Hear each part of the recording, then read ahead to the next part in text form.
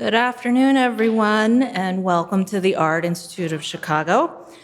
I'm Irene Sun-Woo. I am the John H. Bryan Chair and Curator of Architecture and Design here at the museum.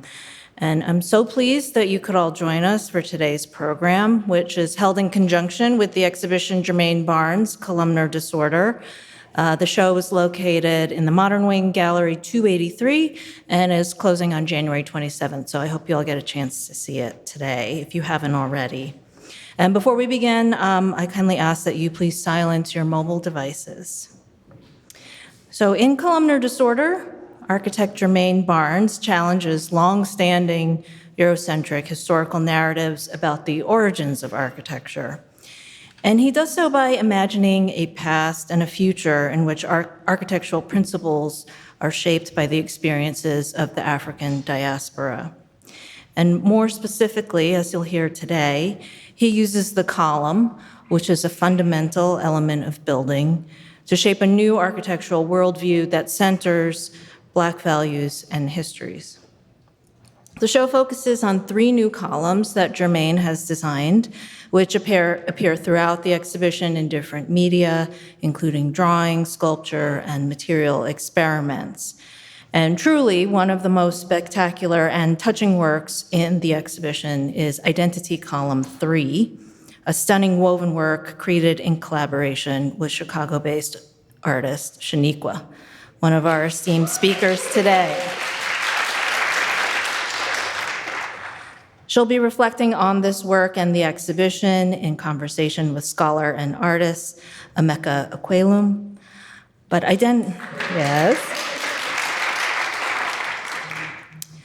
Identity Column 3 and the exhibition will be a point of departure for a broader discussion about her own artistic practice and how its inquiry, richness, and evolution is truly nourished by collaboration. And I should note that as curator of this exhibition, I too feel that I've been nourished by SHENEQUA's contribution to our project. She brought so much intelligence, artistry, expertise, and friendship to the project. And I want to thank her for being such a bright light for me and the whole team here at the museum. So thank you.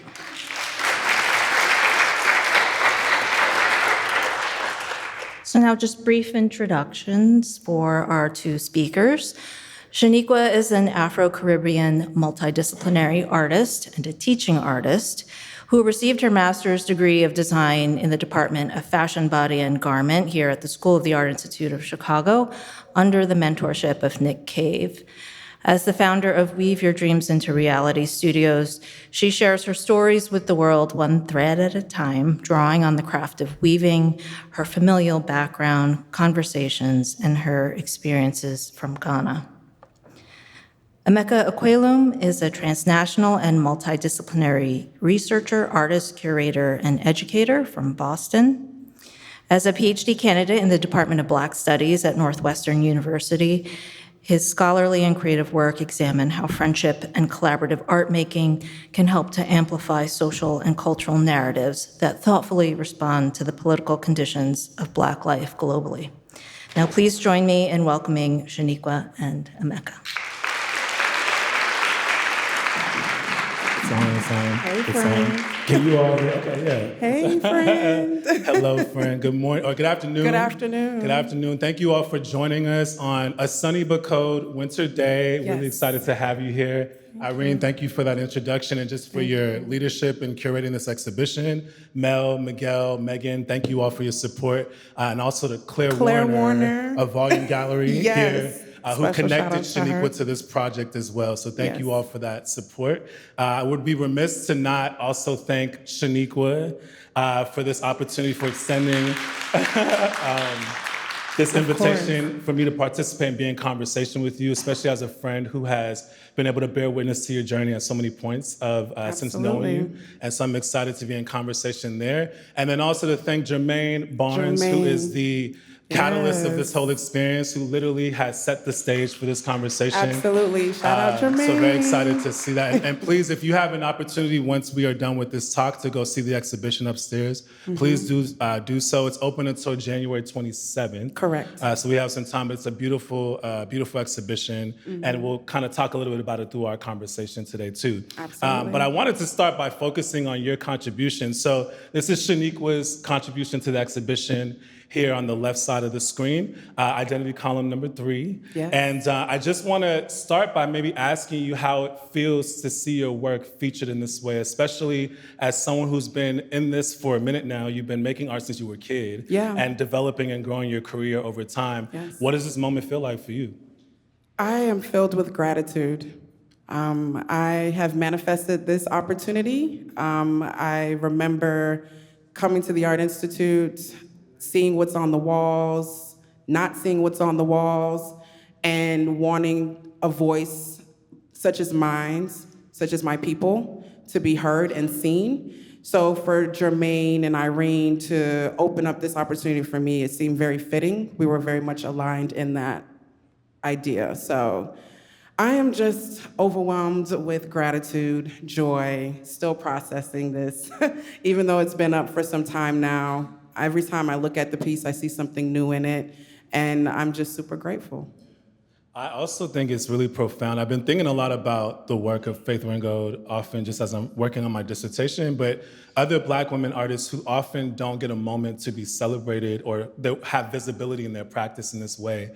So I think it's so profound to have you be featured in a location that historically hasn't always had space for people like us, right? And so I love that. And then also I'm thinking about during the opening exhibition, seeing the kids who were going The up young to the girls, piece. yeah, just seeing themselves in it, seeing the hairstyles that they're actually wearing, that siblings wore, even us as adults growing up, and seeing what our hair looked like. And it was just very warming to see.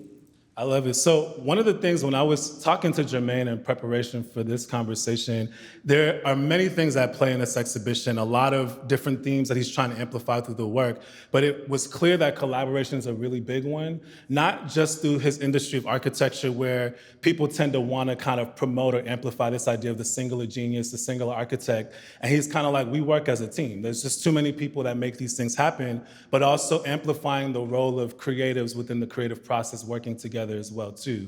And so I'm curious, like we've collaborated together, so this is a piece that SHENEQUA and our friend Steven, shout out to Steven Hamilton. The artist Steven Hamilton on Instagram, check out his work, it'll be, he's a wonderful artist. But we came together to make this coat together in 2023, which is a really beautiful experience. Wow. And I love that you shared that this was actually the last project you did before being invited to be a part of this project working with Germane. And so I'm wondering if you can talk a little bit about the role of collaboration in your practice and in your process and how that's emerging in your process. And also, as you're collaborating more and getting more comfortable doing that with people, what are some of your ethics and commitments and priorities when it comes to collaborating with people? What should people know about how you approach that in practice? So I usually do not collaborate with anyone. I'm a Virgo. I am very A-line. I'm on a schedule. If you're not aligning with that, I don't want to work with you. I have no time for excuses. So me in the loom, that's all I need when it comes to making.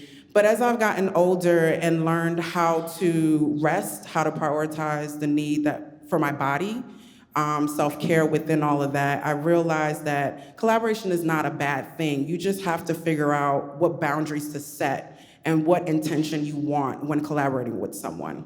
So for me, when I collaborated with you and Steven, it was very much like learning more patience, learning that your idea is not the end-all be-all, right? We have to make room what is best for the piece, what is best for the work.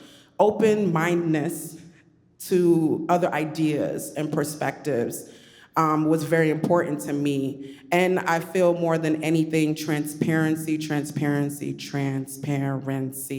It's very important when you're working with anyone, for that matter, what you both need, what you both want from each other, and how do you compromise with getting that. So I would say all in all, collaboration for me right now is on a need-to-need basis. It's not always necessary for me. I have my tribe of people here in the city that are also amazing artists and collaborators and just gonna keep it 100 with me.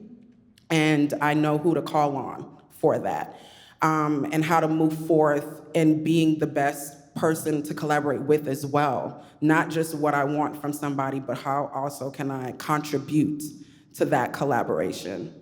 You shared a lot about collaboration that resonates with how I think about the practice as well too. But one thing I want to shout out about the way I've experienced you as a collaborator is also mutual investment.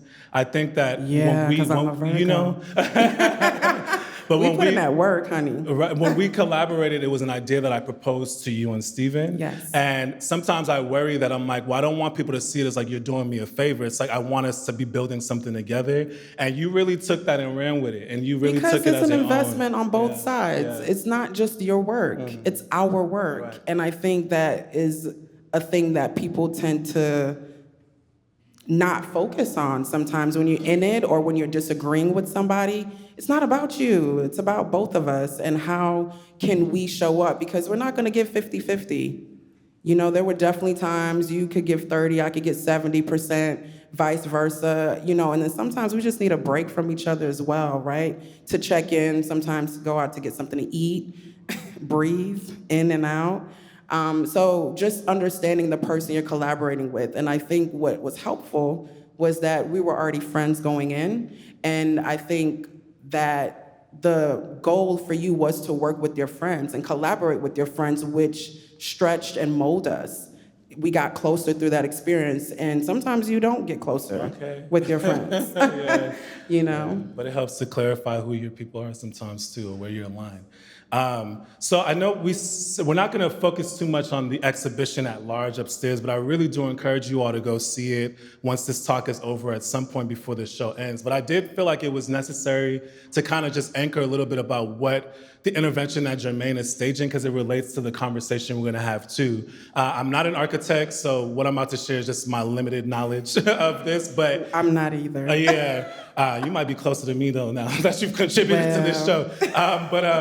From what I understand in architecture, the history of the field is a lot of it bases its origins in classical Greek and Roman architecture. So using the columns as a basis for how people think about design now today.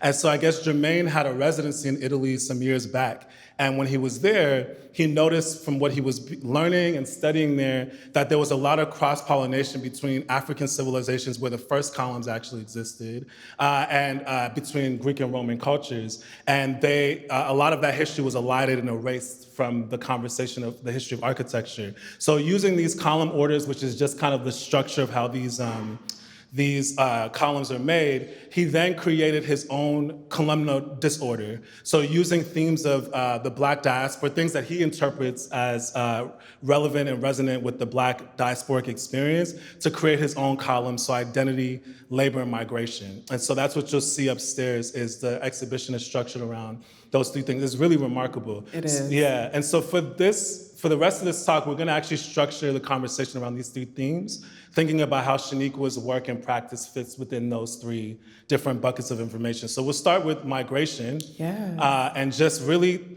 starting with your exhibition in 2019 at the Howe Contemporary Gallery in Kansas City, Missouri. Kansas City, called Missouri, not Woven Kansas Narratives. City, Kansas. Oh, sorry, yeah, there you go. My bad if I, A little misconception. And so this is an exhibition that you did that was drawing on your cultural experiences of how you were raised, being someone who was born in St. Thomas, raised in Miami, mom is from St. Kitts, went to college in Missouri, studied weaving in Ghana, lives in Chicago now. I love to travel. So can you talk about some of the cultural influences and how they shape your work?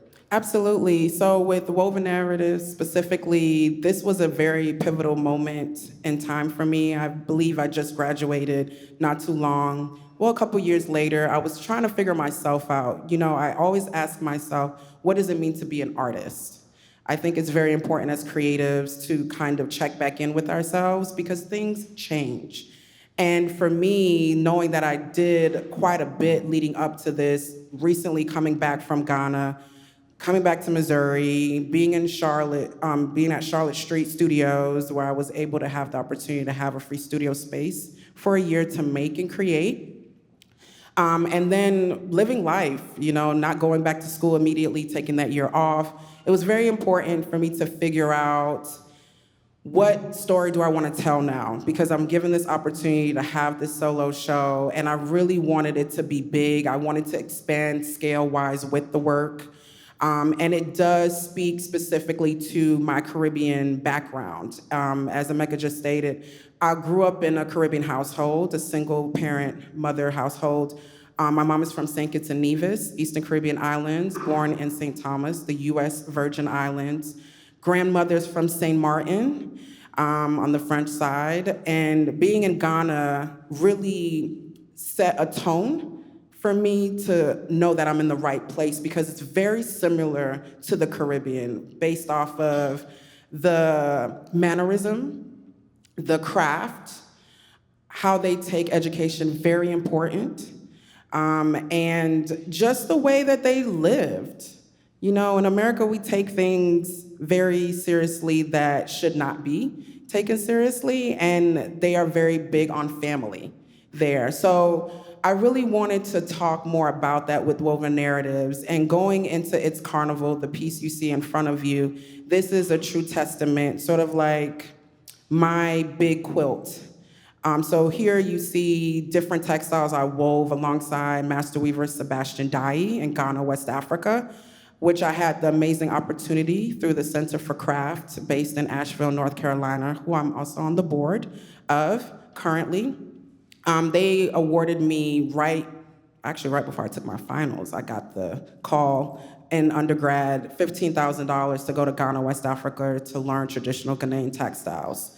And I was one of 10 throughout the country to get that amazing opportunity. So you see here some textiles from that experience working alongside Sebastian. And then coming back to the US, I decided to have similar conversation with the colors of my Caribbean roots. So it's very tropical color, very vibrant color, that just speaks to Carnival, which I have started playing mass recently these past 2 years, not just being a spectator during the festival, but also playing masquerade, being a part of that experience, being on the road, celebrating freely, dancing with my people, eating amazing food, and also drinking a little something. And so this is my piece in my personal collection that just reminds me of where I'm from and where I would like to go. I think another thing that I love about your work are themes of sisterhood and womanhood that are really important to you, and you try to amplify in your work too. And I'm curious about, in a time where so many of us are rethinking gender structures and gender norms and all of those things, what are your investments in womanhood and preserving that as it relates to your own identity? Why is that so important to who you are and how you think about that in your work as well too? So I specifically love to preserve and amplify the Black woman. It's very important for me to stress that. I was raised by a Black woman. I was surrounded, my village are Black women, aunts, great-grandmothers, grandmothers, cousins, third generation, you name it. The Black woman is the foundation of who I am and continue to be my true inspiration for everything that I do. So I preserve that. I preserve us sitting in our joy. I amplify that part. I amplify the being, right? I also amplify the rage that we carry, because I grew up having to work twice as hard and do all this extra stuff. And then, I went out into the world when I started to go to Kansas City Art Institute in Kansas City, Missouri for undergrad and figure out how to unlearn certain things, right? And then I would visit my grandmother, my grandparents in the Caribbean, sit on their porch, get the wisdom from them, and be like, wow, y'all been through some things. Like, I would have already done some things to some people, but the way that they just move with such resilience, and the invisible part, that invisible cape, that invisible hero cape, like I can do it all and not feel anything, not show anybody my pain. I really try to preserve that, and just honor them the best way I can, but really in a joyous light, in their comfortable and sacred spaces. I also love, because I know you have an aunt that had a hair salon growing up, and Yes, your sister Auntie braided your Sita, hair. may she And rest in peace. yeah, so I'm curious too about, we talk about this with Stephen too, how in African societies that cloth is its own form of a document or its own archive that has patterns and information embedded in it. And so there are these codes. And so I'm wondering, what are the codes that you use to represent Black womanhood and sisterhood in your work as well too? Yes, I would say Auntie Sita. I grew up in a hair salon with her. My sisters know how to do hair. I mean, I was just surrounded by people that knew what they were doing. I'm very fortunate in that way, but I think for me, the beauty shop or even being at home between my sister's legs or in a chair is a very intimate and sacred space. It's not about, yeah, we go in one way and we come out transformed another way through our hair, whether it's adorned with beads, any type of accessory of our liking, or through braiding, right? I think for us, it's really the conversations that take place that transforms us. We go in like, okay, yeah, we need to do something to this hair, but it's really like, what's going on with you, girl? Like, let's decompress. Like, it's therapeutic, right? And that's what I grew up around. Whether it's in the school, we in the bathroom, quickly got to put up a bun some type of way, and we just talk about life. And I always remember like sweeping the floors at Auntie Sita's shop, and she would do my hair for free after like late at night, like 6, 7 o'clock, right? When nobody's watching. But I overhear like the grown-ups, right? When you told not to be in grown folks' business, I'm sweeping and I'm like, oh, what they talking some serious stuff. You know, she about to like get a me. divorce? Ooh, like, don't be with him, girl. But it's really that in the most beautiful and authentic way that I capture those stories and that resonate the most with me, or even reflecting on my younger sister braiding my hair, and that's the only time we actually have peace and solace, because we never saw eye to eye. She's an Aries. Oh, I love her to death, but my Virgo energy and her Aries energy would clash. So, but when she's like, you want me to braid your hair? I'm like, yeah, girl, this needs to be braided. And we sit down there for hours just connecting, getting to know each other a little better, or problem solving. So, yeah. Something that you shared that in the beginning of your response to this question that really resonates with me and reminds me of the work. So these are collages from upstairs from Germane's show, Germane's Works. And two of them in particular, the one on the far left and the far right, I think are really fascinating because he uses collage to replace the pillars and the foundation with Black women as like the foundation of societies and all of that. But it just reminds me too of conversations around how so much of culture is preserved and passed down through women. As someone who grew up with a single mom as well, that a lot of women spend time based on just gender norms with children. And so that's how these stories get preserved until now. So I love to see that in your work as well too. You know? Beautiful pieces. I love these collages. Yeah, me too. These are my favorites. All right, well, let's start talking about labor a little bit. All right. Because that's we talk about this a lot all too. The time. Weaving hurts. Physically in pain. Okay. So when we were coming up with the subtitle for this talk, we originally landed on woven reflections on identity, and then we went back and forth like, nah, something's missing, and we landed on hand woven. And so I'm wondering if you can talk about why that distinction was important to name and what that says about what you understand the labor and the rigor of weaving to be as a practice. Well, anything woven is woven for the most part by hand that I know of in my upbringing. I've always been fascinated with textiles growing up.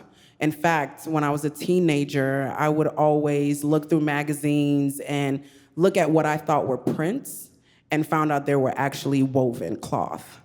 And that's when I found out about Africa and learned more about Ghana, specifically in West Africa. So for me, something done by the hand and what involves the entire body when it comes to weaving, as you're looking at me weave in Ghana, West Africa, it's something that just takes not a mind, body, and soul experience, but really a physical pain that occurs. It's sort of like breaking into some new pair of shoes, right? You're massaging yourself. This is a horizontal loom I'm weaving on, and was brought up to weave on a floor loom, which is very, very different.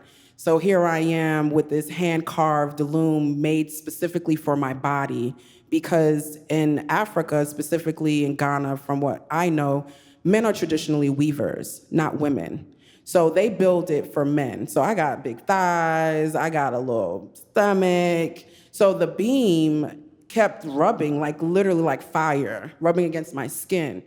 And they had to rebuild it, like redo it completely, recarve me a brand new loom to properly learn how to do this skill. And it took so much out of me that for like a week and a half, I was literally sick. I could not weave because the way my body was making up for this back and forth movement. And I was just like, this is crazy. But that just goes to show the hand. It's connected to the entire body, right? And how important it is to let people know my entire body makes what we do. Mm-hmm. And that's what I love about your contribution to the show upstairs, is that all the works are beautiful there, but because yours is a hand-woven piece, the presence of a body, of a hand in it feels most visceral to me when I look at the work up there, because we see the hair textures. I know it took you to braid all these things, and so And everything I really is do love hand-braided. that. Yeah, Didn't come out the packet like Right. that. I love those traces of the human presence that are left in the work there because of that, and even just the way that that's such an important part of how we think about what it means to leave vestiges of ourselves within, they're embodied and embedded in the work as well too. So that's really cool as well. These are just some more process shots too. Yeah. So I know too, in addition to your practice, one of the things I love and admire about SHENEQUA is she's also a teaching artist as well. I'm a former classroom teacher, so that's something. Steven's a teacher as well. Yeah. So that's something we all really connect on.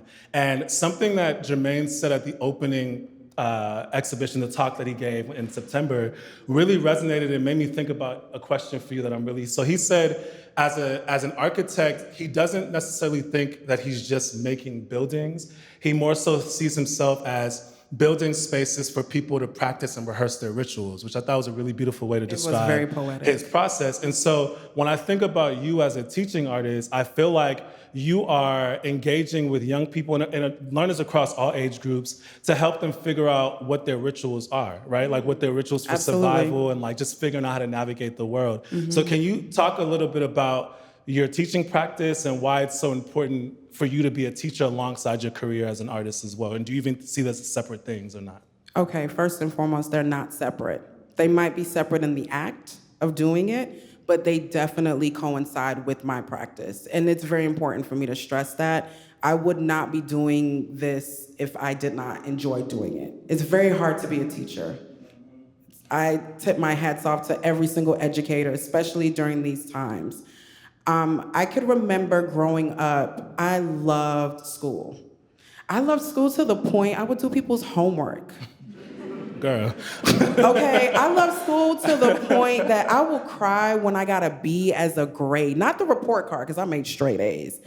But a B as a grade, and I would cry to my mom, and she's like, what child do I have? Like, this is crazy. But I think because she instilled in me and my younger sister, and just, I think the Caribbean women in my life as a whole, education was very important. It was the all. That's all they ask you to do, is to go to school, learn something.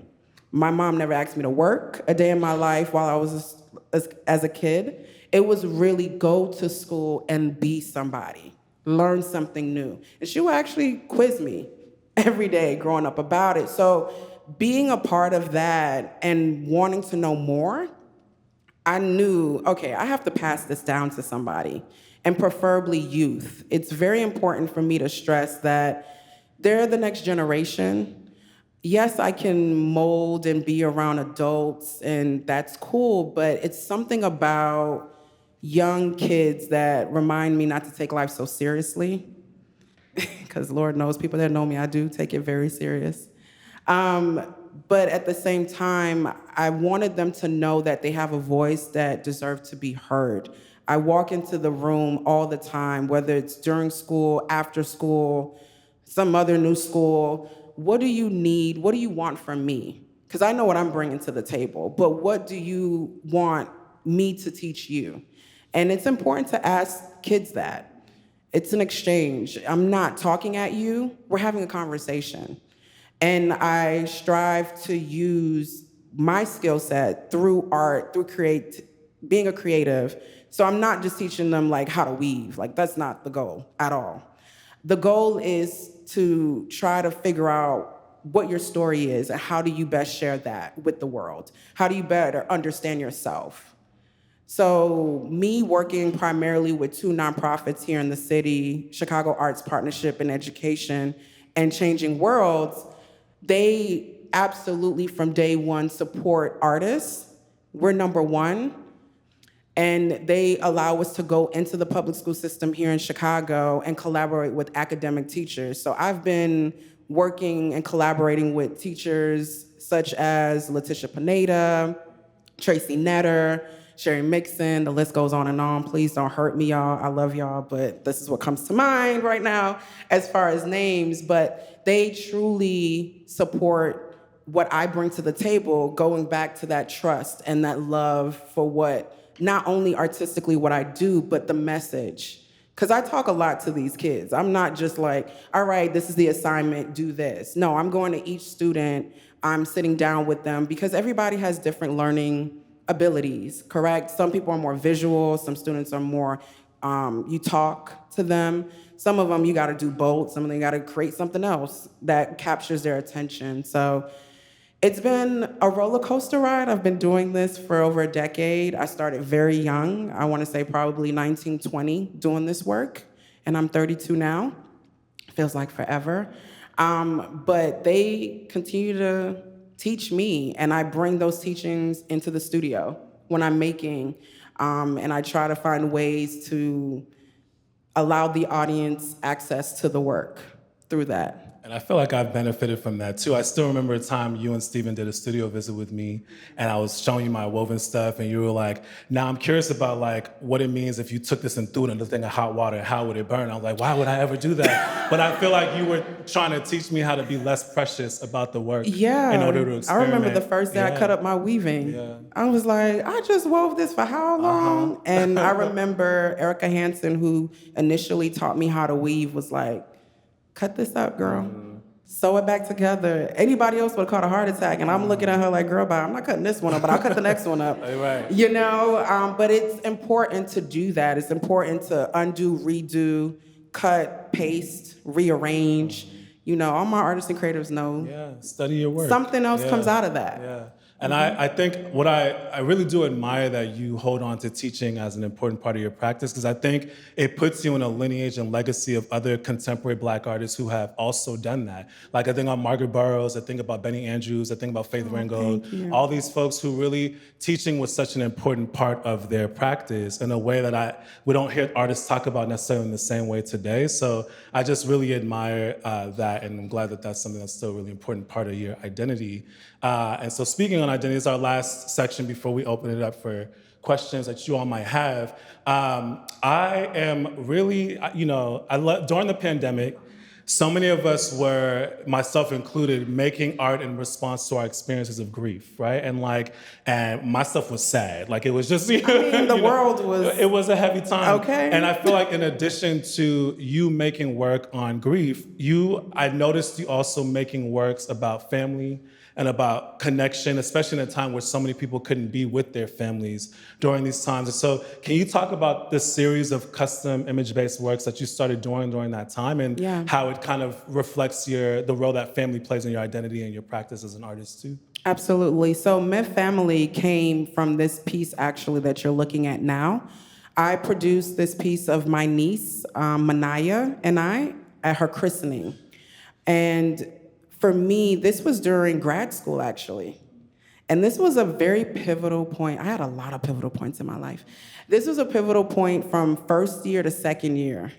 And during this time, I remember Nick and Leah being like, all right, y'all, I need to produce a body of work that'll sustain you 3 to 5 years post-grad school. And I'm like, oh, okay, I could do that. And then it became a thing where first year I wasn't able to weave. I couldn't do things that I was comfortable doing, which was, as you can imagine, rough. And I remember the summer transitioning into my second year, I was going through my library on my phone of photos, and I came across that image of Manaya and I. And I was like, okay, this is a great time to undo something. So I got it produced, it was already woven, and then I undid the background because it was this hideous orange. You know when you're printing things and it just doesn't turn out the color that you think it will turn out to be? So hence why the background looked that way, but I really wanted to preserve us in it. So I sewed it down, I did all these different manipulations, and I sort of transformed it from what it looked like. But that true essence that captures her and I looking at each other that way was still present. So fast forwarding, the pandemic hits, and I'm just like, I low-key want to get on a plane for $30 and be with my family and just hide and be with them, because I live by myself. So it started with my grandmother Violet that then became this thing like a love letter, a legacy to leave behind. So what I've been doing with this series, which is continuous till this day, because my family is very large, I've been gifting them to them while they're alive. And I've been capturing their expression when they the reveal. And I've been getting beautiful moments of them being in such awe, because my family has always supported me, but it's one of those things they never understood what I do. Never. Till this day, my mom will tell you I'm a fashion designer. And I'm like, Mom, please stop telling people that. I'm not a fashion designer. I love fashion. Fashion is inspirational. It's one of your hats. It's one of my hats. I can sew, I can do all the things, but I'm not a fashion designer. But they always supported me, but for them to see an actual work of art made by me, passed down to them, to thank them for all they've done, to thank them for just being there for me and honoring them and knowing that I want you to keep this for you, it's just something that it just feels the need to do. And of course I have bigger dreams for it. The goal is to have a big family reunion where I can have at least 20 to 30 of these done and bring the family together on both sides, my mom and dad. Yesterday, when we did a walkthrough, or SHENEQUA did a walkthrough of the piece upstairs with the museum staff, which was really beautiful and well attended, and someone had asked you what the next step of your journey is, what you plan to work on next. And one of the things you said, which I love, you're like, I just want to spend time with my family. In the Caribbean, where it's warm. Where it's warm. But also, too, you didn't say that. But I'm saying that now. Yes, but one of the things you did say that struck me was I have a lot of elders in my family. I do. And I want to spend time learning more about them and who they are and stuff, too. And so can you talk a little bit about the relationship you have with your grandma and how that informs the work that you're doing now with these works too? Yeah, I was very fortunate to have my great-grandmother with me most of my childhood because she passed away during grad school a few years back. But I still have both my grandparents, both my mother and dad's side. I still have both my grandfathers. Everybody is still there. I have bonus grandmothers as well. And something that I just want to let you all know is I'm an old soul. All right, people that know me, I definitely operate a lot older than my age, and I think that's because of the elders I've been brought up with. And I do feel like I've been here before. So for me, they're like my best friends. The conversations, just sitting on the porch, having tea, coffee, sometimes, rum and Coke. And just shooting the breeze, but really getting to know where I come from, because they know that. My mom doesn't know that. My dad does not know that information. I know some things they don't even know about because I'm curious. I want to know, what am I made up of? And how did we get to this point of me being where I am, my sisters doing their thing, where we have more opportunities than they ever had. So for me, it's really understanding my lineage.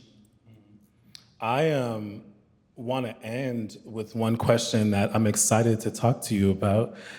So in the process of kind of working on my dissertation, I've been revisiting texts and exhibitions that I've been really inspired by. And one of them is Bearing Witness, contemporary works by African-American women artists that happened at Spelman College in 1996 in Atlanta to coincide with the 1996 Olympics. And it features 25 women artists like Emma Amos, Betty Saar, Faith Ringo, like Elizabeth Catlett, all of those women.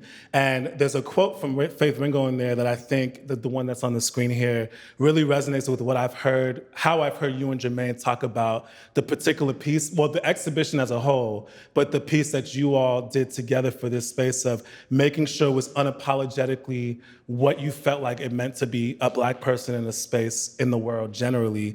And believe it or not, this led me to a question about your name, being SHENEQUA, and just thinking about growing up, my experience of how people understood that name was very disparaging or had all these different kind of associations and connotations with it. But one of the things I've learned from collaborating with you and watching your practice online is that you go by SHENEQUA, just straight up, no last name. I just want, and also stylized where it's all capitalized. And so I'm wondering if you could maybe close out this section of the talk by telling us a little bit about why you insist that your name has this presence alongside your work, alongside your practice. So I've had such a journey with my name. Growing up in a Caribbean household, a lot of our names end with an A or an A sound. So it was never like a foreign thing to me until I started going to the public schools in Miami, and my own people just making fun or like challenging me about why your name is this, but you're very intelligent, you speak well, all these little connotations, to the point that I remember coming home one day, I wanna say I was probably in the 7th grade, crying. And I didn't share with my mom what was going on, and she immediately called my grandmother Violet in St. Martin, who is very dear to me, and she was like, "What's going on? Talk to me." And I told her, I don't know why they named me this name. Like, I do not like my name at all. I want to change my name. And she immediately stopped me in my tracks and was like, "Your name is beautiful. You are beautiful.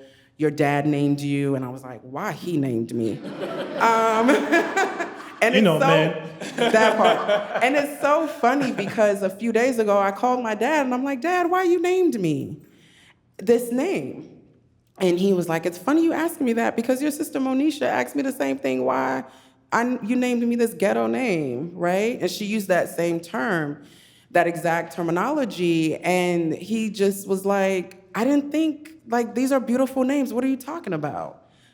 You know, it's something that stood out for me. I felt like you embodied SHENEQUA. So, you know, I can laugh about it now, but growing up, it was very hard to grapple with that. Because on paper, that's the first thing people see, right? And then when they hold conversation, it was like, "Oh, okay, she's not a SHENEQUA," right? That's what I hear. And it was very troubling. So during my time in undergrad in Kansas City, I went by SHENEQUA A. Brooks for a while, the longest. And then coming to grad school, I think after my experience in Ghana, that's where I truly became a woman.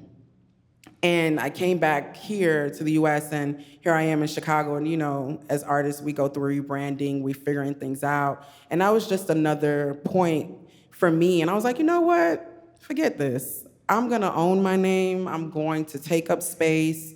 And you guys gotta live with it. So, SHENEQUA it is. I love that. Thank you.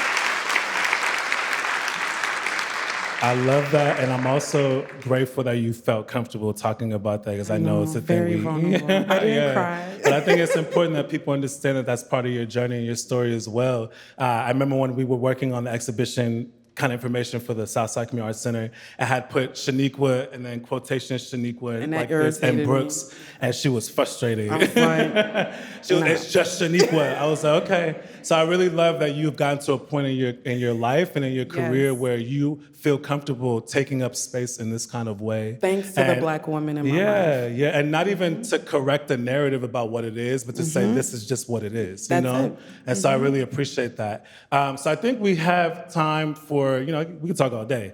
We can. So time for a few questions. If people Yes. from the audience want to post some questions to SHENEQUA about her exhibit, her piece upstairs, but also her or practice just my more practice broadly. in general. Yeah. If people could raise their hand, we will bring them a microphone. Yes. Thank you, Miguel.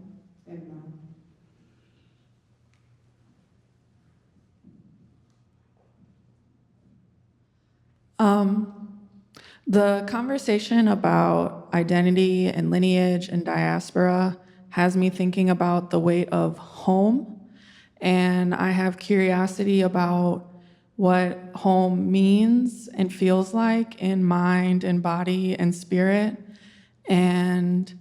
or what it feels like to have the opposite of not being at home, or the really terrible gray area.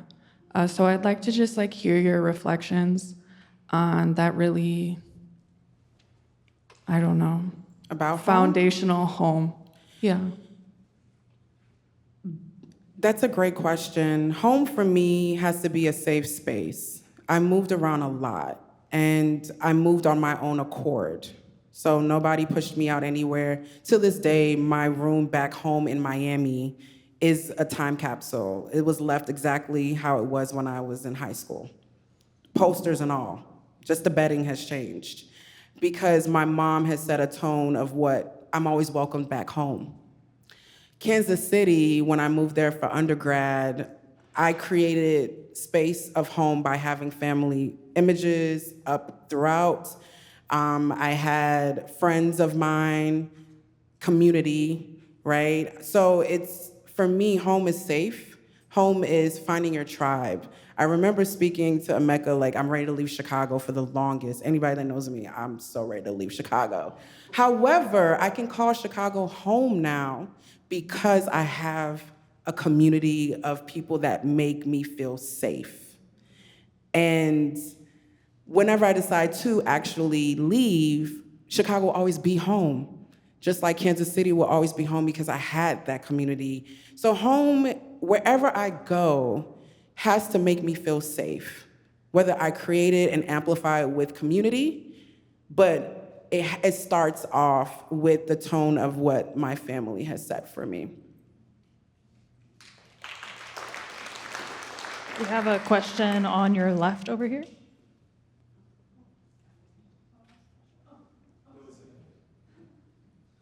Hello. Hey. Hey. I'm wondering, with your pieces it takes so many hours to construct them, and it's very obviously working with your hands, working with your bodies. Have you ever sort of looked back at them and then sort of reanalyzed, oh, I didn't know I was feeling so much tension, or do elements of what you're feeling show up, but you don't really recognize it until you've seen it and afterwards? It depends. I feel like what's coming to mind that speaks to that is my Still Here body of work that actually debuted during the pandemic in 2021 at High Noon Gallery in New York. That was a very visceral, because it's more than weaving elements, it was also more sculptural. It took my entire body to make Outside the Loom. So that speaks to what you're saying. But there are certain works I feel like, yeah, it comes and goes. Thank you. Have another question on the left. Hey, girl. Hi. Hi. So I wanted to ask you, how long did it take you to complete your column? And how did you take care of yourself during that process? Fabulous question. Thank you. It took about 3 months. Very fast. And within that 3 months, how I took care of myself, I traveled.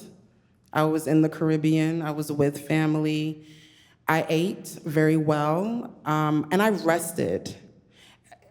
Since school, let me just say this, art school really puts a strain on us creatives and artists, if you have that traditional trajectory, to work like a machine, okay? It's not real. When you're out of school, you gotta figure out your own schedule. You have to navigate what you need. So for me, I really prioritize, what does rest look like? Because if I wanna continue to do this work when I'm in my 50s, 60s, and up, I gotta be able to physically do it. So I had to figure out, okay, I'm not gonna be weaving every day. I don't have nothing to prove to nobody. It does not make me any better, worse, or in between. So I always factor in time where I'm weaving probably once or twice a week. And then I'm doing something else that I enjoy that makes me happy. Whether that is being on a plane, eating at a really nice restaurant, being amongst communities such as yourself, going to my friend's home and just like kicking it. So that's what's important. Do you also want to talk a little bit about also just figuring out when to stop, like when the work is done? Yeah, so for this piece specifically, I remember being at the Graham Foundation, shout out to them. They allowed me the opportunity to embellish the work. So this is a very large piece. For those of you who have not seen it, it's pretty large and scale, and one of the largest I feel to date I've ever produced. And I remember being in that space while I'm embellishing it, how much embellishing is needed. Because the woven structure, the weaving itself, is quite beautiful, I might say. And I wanted... You should say, yes. Thank you. I wanted to add these accessories with intention, not just to honor us as Black people, but really like where to put it, where it's not taking away from the structure itself. So I remember calling Nnaemeka, and I was like, you gotta come to the studio, because I've been looking at this piece and working on it post it being woven for like 2.5 weeks. Install is literally 1 week away. I have no time at this point, and I feel like I'm doing too much. I feel like I'm in my head. So I remember you coming to the studio, and you're like, what? Oh my, it's done. I said, thank you, Jesus. Thank you, Jesus. I can stop. Can we get something to eat? Can we, and you being like, you know what? You don't need to add this over here. You don't need to do all this. And it's important to have your people to really ground you in knowing, okay, you can go a little step further. You know what? It's okay. You're done. So, yeah. We have another question on the left. Hey. What's up? So I'm going to try to make this make sense. Here we go. Based on a number of things that you said. But looking at your work, hearing you speak in this way for the first time, I'm just really thinking about how ancestral, like, your practice is. And I'm wondering, you said you feel like you've been here before, you have this work that's related to your elders. You talked about like the rituals of getting your hair braided with your sisters, with your family. And I'm wondering how you think about your individual responsibility as it relates to your craft and like the legacy of those rituals, and like how do you make sense of that? How do I make sense of that? I can only just be me. I feel like I'm a very honest person when it comes to making, period.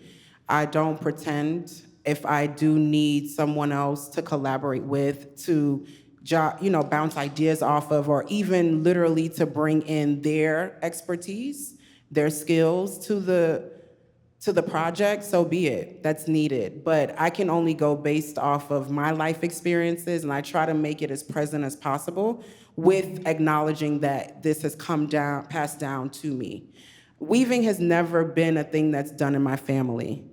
I feel like more artistically, that background comes from my dad's side, which I was never raised around. So I was sort of like the weird kid. My mom's side of the family is like bankers and like educators and very much working for other people. And when I got older and I started, visiting my dad's side of the family, I'm like, oh, this didn't come out of thin air. Like, y'all are the artistic ones, but I was never raised around you all. So here I am trying to figure it out while everybody looking at me like, girl, what you doing? So as I'm continuing to be around them, I'm learning that it is coming from somewhere. Even though still to this day, I've just believed my ancestors are always with me when it comes to the weaving part, period. Like, they're always, it's just something there. I don't know anybody in my family has ever woven, but I do know my extended family in Ghana has. And I was reconnected with them. And I will say, too, when we were preparing for this conversation, I asked SHENEQUA, are there any questions that you don't want to answer or talk about? And there were certain parts of your practice you're like, I want to keep that to myself, because you described it as sacred and like a sacred space and sacred time. So I know that there are elements of your practice that also are moments for you to be in communication with whomever, to work thoughtfully, too. Absolutely. Thank you for that question. Yes? We have our final question over here on your right. Oh, okay. Hi. Hi. So I noticed earlier in the artist talk that you mentioned that you enjoyed seeing Black children, especially seeing your artwork and the column, and resonating with it because of our architecture, seeing ourselves. So I'm asking, what would your advice be to young Black artists today and young Black children? Oh my gosh. That's a great question. Oh, advice. I have so many. Stay true to who you are. Everything else will be taken care of. Because how I've gotten to where I am today is doing just that. I'm not competing with anybody but myself. I am aware of what the competition looks like. I do my research, but I'm not caught up in who to please, who not to please. Don't do that. You tend to lose yourself. And if you don't know who you are, ask yourself questions. Pose questions that you can answer and be very honest with that answer. Because through that, you will find where you need to be. And those that are out there are gonna support you, regardless. And if I could add to that too, I think will tie up really well, just this conversation too, is just to figure out who your friends are and what your standards for friendship are. That's a really big part of my research is on collaborative friendships. So trying to figure out not who I just experience life alongside and have affinity with, but who I can build a life alongside as well too. Who's gonna tell me the truth when I need to hear it, who's gonna affirm me when I need to be affirmed. So I would say also, and this is what has been the case for us here, is having a community of people that you can really rely on, trust to do that too. So that would be my offering there as well. Thank you. Thank you all. Thank you. Thank you.